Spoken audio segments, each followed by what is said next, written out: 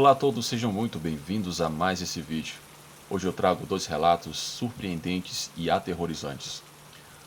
Mas antes disso, se você visita o canal pela primeira vez, eu convido que você possa se inscrever, deixar sempre o seu like em cada vídeo, ativar o sino de notificações para que o YouTube possa sempre avisá-lo quando tiver vídeos novos aqui no Relatos do Frank. Eu peço que você possa ajudar o canal a chegar a 50 mil inscritos. Então por isso, eu conto com todos vocês que possam deixar o seu like e também compartilhar esse conteúdo. Dito tudo isso, vamos para as histórias de hoje.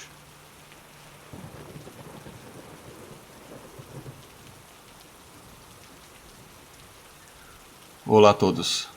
Quero compartilhar uma história que aconteceu com minha família e comigo quando fomos de férias para Caldas Novas, Goiás. É uma história que nunca contei a ninguém, porque muita gente não acredita que essas bestas demoníacas existem. Eu me chamo Daniel, natural do estado do Mato Grosso. Atualmente tenho 50 anos. Era Semana Santa e minha família organizou uma viagem para essa região, pois meus pais tinham alguns compadres que moravam lá, Inês e Damião. É um lugar muito turístico, muito bonito, assim como muitas cidades goianas.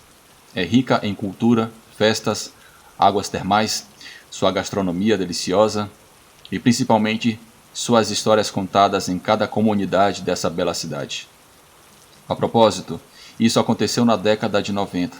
Naquela época, a cidade de Caldas Novas se tornou um lugar especial para a vida dos meus pais. Eles tinham minha irmãzinha de 4 anos, que não era batizada, outra irmã de 10 anos e eu, o mais velho, que naquela época tinha 17 anos. Como tínhamos uma ótima relação com os nossos compadres, eles nos convidaram para essa ocasião.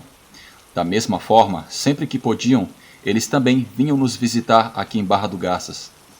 Esses senhores tinham terras e casas um pouco afastadas da cidade, a uns 40 minutos de distância. Naquela época, as estradas eram de terra, o que tornava mais difícil chegar lá. Além disso, o caminho era um pouco assustador, pois estava cheio de vegetação nas laterais e à medida que avançavam, via-se menos casas ou pessoas na estrada. Finalmente, naquele dia, chegamos à casa dos compadres, que na verdade era uma espécie de cabana no meio do nada. Ao redor só se viam descampado e matas. Era uma propriedade bastante grande, onde na verdade tudo ao redor da casa pertencia à vida dos compadres. A cabana estava muito tranquila, com tudo o que se podia ver, ainda cercada com arame farpado. Damião dizia que eram 4 hectares de puro mato que cercavam a cabana. Eles se dedicavam à agricultura. Tinham uma parte de sua terra limpa, onde cultivavam milho e outros vegetais, e a outra parte permanecia cercada para o gado. Tudo parecia muito calmo e ao mesmo tempo assustador, porque a cabana estava cheia de vegetação, árvores enormes e matagal. À noite, com pouco tempo, dava para perceber que a cabana, por menor que fosse a brisa, fazia barulhos de madeira rangendo. Nas primeiras noites tudo ficou calmo. Antes de irmos dormir, meus pais conversavam muito com os compadres. Eles tinham 3 filhos, mas estavam estudando na capital do estado. Então viviam sozinhos naquela cabana. Eu adorava sentar e ouvir as histórias que contavam, dizendo que aconteciam nesses lugares. Histórias de assombrações, bruxas, lobisomem, mula sem cabeça, enfim. Eu apenas ouvia e pensava em minha mente. Eles só dizem isso para assustar as crianças e impedi-las de sair à noite. No total, essa conversa acontecia todas as noites. Em uma tarde foram convidados por pessoas de outra comunidade próxima para um encontro. Eram conhecidos dos compadres. Meus pais, minhas irmãs, Inês e Damião, foram para lá. Eles tinham uma velha caminhonete que mal funcionava. Naquele dia eu me sentia muito cansado, então disse a eles que eu ficaria em casa. Eles saíram por volta das 18 horas. Eu fiquei deitado. Não havia celulares naquela época. Bem, pouquíssimas pessoas tinham um. Apenas aqueles com mais recursos podiam ter um celular. E as redes sociais que temos hoje, naquela época não existiam. Como a cabana estava longe da civilização, também era difícil ter todas as comodidades. Havia escassez de água, não havia eletricidade Não havia eletricidade. Eles se iluminavam com lâmpadas de querosene ou acendiam uma fogueira ao lado da varanda. Já era cerca de meia-noite e um som de madeira me alertou de algo. Fiquei em silêncio, pensando que eles já haviam voltado e estavam forçando a porta da cabana para entrar. No entanto, era muito estranho, pois a porta tinha um fio escondido que era usado para destravar por fora. Fiquei pensando, como eles vão ter dificuldade se eles sabem qual é o truque para abri-la? A cabana era grande, com 4 quartos, um corredor longo, cozinha, sala e banheiro, todos dentro da cabana. Só havia um pequeno corredor para chegar ao banheiro, e existia apenas uma porta para entrar e para sair da cabana. Ao ouvir que continuavam forçando a porta, eu desci silenciosamente da cama e caminhei muito devagar em direção à porta. Naquela noite, a lua estava cheia, então dava para ver um pouco com a claridade o que tinha lá fora. Fui me aproximando aos poucos. Quando estava a cerca de 2 metros da porta, fiquei paralisado ao ver uma enorme criatura em pé em 2 patas, forçando a porta, tentando entrar à força. Eu o consegui ver por uma das janelas. Foi quando senti um cheiro tão repugnante e penetrante que atingiu meu nariz. Era um odor semelhante a excremento ou cachorro molhado. Fiquei paralisado de medo ao ver aquela coisa, algo que nunca tinha visto em toda a minha vida. Uma criatura cheia de pelos e garras enormes que arranhavam a porta, e como a porta tinha orifícios, eu conseguia ver o comprimento de suas garras. Assim que fiquei parado por uns 10 minutos, não conseguia me mexer até que a criatura subiu no teto da cabana e eu conseguia ouvir os seus passos pesados. Eu reagi como pude e voltei para o quarto completamente assustado. Sentia que meu coração sairia pela adrenalina naquele momento. Pensando no que aconteceria se aquela coisa entrasse e o que faria se me encontrasse, fechei a porta do quarto com cuidado para não fazer muito barulho e fiquei imóvel para que a criatura não me percebesse. Comecei a rezar baixinho, mas essa criatura continuava arranhando o teto que também era de madeira. Como não havia luz, fui me aproximando muito devagar de um velho baú que os compadres tinham. Estava amarrado com arame. Como pude, desamarrei e abri cuidadosamente para não fazer barulho. Dentro havia ferramentas de trabalho como um enxó, uma foice, um gadane e um facão, entre outras ferramentas usadas no campo. Peguei o facão e me escondi debaixo da cama, esperando a qualquer momento que aquela criatura entrasse. E já era por volta da 1 da manhã, eu tremendo, apenas pensando naquele horrível cão do mal que estava lá fora me espreitando. Num primeiro momento, para minha boa sorte, ouvi o barulho do carro do Damião se aproximando. Eu pude ver a claridade da luz do carro. Aquilo foi um alívio para mim. Estava tão aterrorizado que até tinha medo de sair para encontrá-los. Ouvi quando entraram, estavam conversando e me chamaram pelo nome. Mas eu não conseguia falar de tão assustado que eu estava. Não conseguia dizer uma única palavra. Minha boca tremia. Meus pais abriram a porta do quarto. Eu estava de pé com o facão na mão. Dizem que eu parecia um louco, como se estivesse sonâmbulo, com o olhar perdido no teto. Dona Inês se aproximou de mim e começou a rezar e a me benzer com água benta e a fazer uma espécie de limpeza. Foi quando finalmente consegui reagir e falar. Contei o que tinha acontecido, o que tinha visto. Disseram que talvez eu tivesse tido apenas pesadelos, mas eu insisti que não foi assim, que acordei e vi aquela coisa lá fora. Talvez o lobisomem não me viu porque estava tentando entrar na casa e não conseguiu, mas eu o vi. Era assustador. Eu não conseguia acreditar, mas eu o vi. Era enorme e caminhava em 2 patas.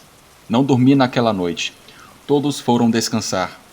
Por volta das 2 ou 3 da manhã, novamente eu comecei a sentir a presença daquela besta infernal. Ninguém acordava. Saí do quarto e entrei nos quartos dos meus pais e minhas irmãs, mas ninguém acordava. Depois eu fui até o quarto de Inês e Damião. Como se essa besta amaldiçoada o estivesse hipnotizando. O lobisomem forçava e forçava a enorme porta da cabana. Peguei novamente o facão e fui ao quarto para pegar uma garrafa de água benta que Dona Inês tinha deixado para mim. Joguei no facão, eu fiz uma espécie de cruz. Eu ouvia histórias de que sal, água benta e balas consagradas servem para se proteger dos lobisomens. E foi isso que eu estava fazendo. De repente, não se ouviu mais nada. Tudo ficou em silêncio. Mas não demorou muito. O lobisomem ficou em silêncio, mas não passou muito tempo. Quando ouvi novamente esse animal, ele estava andando ao redor da casa. Parecia estar procurando algo. O quarto dos meus pais e das minhas irmãs ficavam ao lado do meu. Eu ouvi que aquele lobisomem estava lá. Ele estava arranhando a madeira. Foi quando percebi que essa criatura estava atrás da minha irmãzinha de 4 anos, que ainda não era batizada. Silenciosamente reuni coragem e me aproximei do quarto onde estavam minhas 2 irmãs dormindo. Eu não sabia como ele estava lá, mas eu sabia que estava. Era incrível que ninguém acordasse, apesar do barulho tão alto que fazia. Fiquei parado sem me mexer ao lado das minhas irmãs. Só dava para ver com a luz da lua como uma enorme silhueta se movia lá fora. Depois de 15 ou 20 minutos lá, cuidando delas, vi que a besta já havia quebrado parte da madeira, mas só conseguia enfiar uma de suas garras, já que a tábua era muito espessa e reforçada. Não seria fácil para a besta chegar até a cama da minha irmã. Não seria bom para ela que fosse fácil de quebrar. Ela parecia bastante furiosa por não conseguir realizar o seu objetivo, levar a minha pequena irmã. Ela parecia ofegante e fazia barulho como um cachorro quando quer sair de algum lugar. E novamente estava aquele cheiro horrível de excremento e cachorro. Num instante, reuni coragem e, no momento em que esse animal tentou enfiar uma das garras novamente, eu dei um golpe de facão certeiro que de uma só vez cortou o braço daquele lobisomem. A criatura soltou um rugido aterrorizante e eu tive que cobrir meus ouvidos, e ela saiu correndo. Se ouvia quando ia rompendo a vegetação em seu caminho, e incrivelmente todos acordaram naquele exato momento. Ficaram assustados ao me encontrar parado. Dona Inês chegou ao quarto com uma lanterna e o Damião com uma carabina. Eles nos perguntaram: o que aconteceu? Escutamos alguns rugidos. Contei o que tinha acontecido e apontei para o braço da criatura. Expliquei que não era um cachorro ou uma onça. Era algo ainda mais impactante. Era a mão de um ser humano, do cotovelo para baixo, que agora poderia ser visto. Os compadres disseram aos meus pais que era um lobisomem de fato, mas que eles moravam lá há muitos anos sozinhos e nunca tinham visto nada como aquilo. No entanto, eu mencionei que uma das minhas irmãs ainda não estava batizada, e eles perceberam que essa criatura queria levá-la. Meus pais pegaram suas coisas e partimos para a Barra do Garças naquela mesma manhã, jurando nunca mais voltar àquela cabana.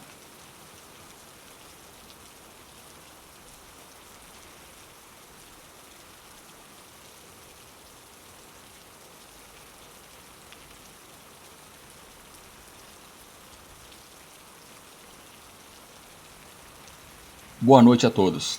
Espero que estejam bem. Me chamo Rogério, tenho 22 anos e foi apenas nesse ano que iniciei meu serviço ativo no Exército. A razão para isso é porque basicamente me alistei um pouco tarde e só me formei na escola de cadetes nesse ano. Na verdade, a história que tenho para contar hoje é dos meus dias na academia, onde percebi que, não importa quão bons possam parecer, você não pode confiar nem mesmo em seus superiores. Em um dia comum, um dos superiores, até então alguém que eu admirava e tinha confiança, me disse que fazer um intercâmbio com outra escola poderia melhorar meu histórico. Então, algumas semanas depois, finalmente estava a caminho. Não vou negar, pensei que estava um tanto animado. No entanto, o que inicialmente parecia um sonho acabou se tornando o pior pesadelo possível. A academia tinha 2 dormitórios e era lá que eu ficava. Então era comum para mim percorrer a escola durante a noite. Na primeira noite tudo parecia perfeitamente normal. Na verdade, talvez até o colchão em que eu estava deitado fosse melhor do que o que eu tinha em casa, mas eu nunca trocaria meu lar por nada. Assim que surgisse a oportunidade, eu iria direto para casa. mas isso só aconteceria várias semanas depois. Naquela mesma noite, me pareceu ter ouvido alguém caminhando atrás de mim, mas logo depois disso, o som dos passos desapareceram. Nunca percebi o que aconteceu e tampouco tive ideia da minha sorte naquele dia. No dia seguinte, obviamente à noite, na hora de dormir, eu decidi caminhar mais uma vez pelos corredores dessa academia para conhecer melhor o lugar onde eu estava, ou seja, a academia de cadetes. Recordo que naquela noite caminhei bastante, já que a academia era um tanto enorme, e quando estava retornando ao meu quarto, de repente, me pareceu ouvir a risada de uma mulher. Revisei várias áreas, mas não encontrei nada, então decidi voltar para a cama, e enquanto dormia, senti como se alguém estivesse acariciando a minha cabeça.